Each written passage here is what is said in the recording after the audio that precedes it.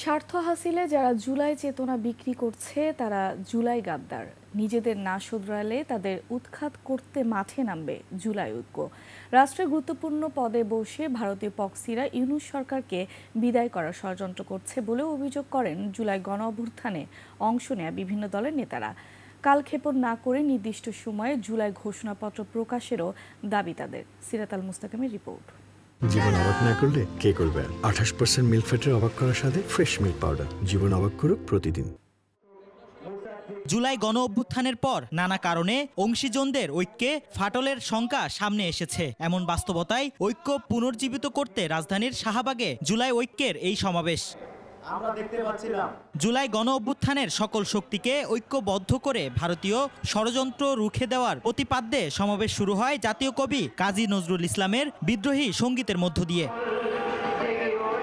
পরে সমাবেশে অংশ নেয়া বিভিন্ন সংগঠনের নেতারা বলেন, ফ্যাসিস্ট দোসররা এখনো রাষ্ট্রের বিভিন্ন প্রতিষ্ঠানে গুরুত্বপূর্ণ পদে বসে ভারতীয় প্রক্সি হিসেবে কাজ করছে।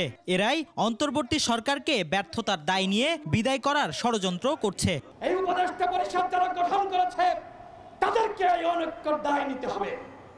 একটি জাতীয় সরকার যদি গঠন করত তাহলে আজকে এই সংকট সমস্যা এই অনৈক্য হয় না। আজকে 9 মাস পরও শহীদ পরিবারদেরকে সাথে নিয়ে শাহবাগে আমাদেরকে বিচারের দাবিতে নামতে হচ্ছে। এর চাইতে লজ্জা আর কি হতে পারে?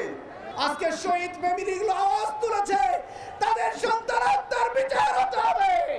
জুলাই গণঅভ্যুত্থানের যোদ্ধারা আওয়াজ তুলেছে, আগে বিচার হতে হবে, আগে সংস্কার হতে হবে, তারপরে নির্বাচন। কালক্ষেপণ না করে নির্দিষ্ট সময়ে জুলাই ঘোষণাপত্র প্রকাশের তাগিদ দিয়ে নিজস্ব স্বার্থে যারা জুলাই বিক্রি করছে তাদের নিশ্চিহ্ন করারও হুঁশিয়ারি দেন নেতারা। যতক্ষণ না পর্যন্ত জুলাই ঘোষণাপত্র আসবে, যতক্ষণ না পর্যন্ত গণহত্যার বিচার হবে, ততক্ষণ পর্যন্ত জুলাই চলছে, জুলাই চলবে। আজকে প্রায় 10 মাস অতিবাহিত হতে চলেছে। এখন পর্যন্ত শহীদের সঠিক তালিকা আমরা করতে পারি নাই। এখন পর্যন্ত শহীদদের পরিবার কিভাবে চলছে, কে কোথায় কিভাবে আছে তার খবর আমরা এখনো রাখিনি।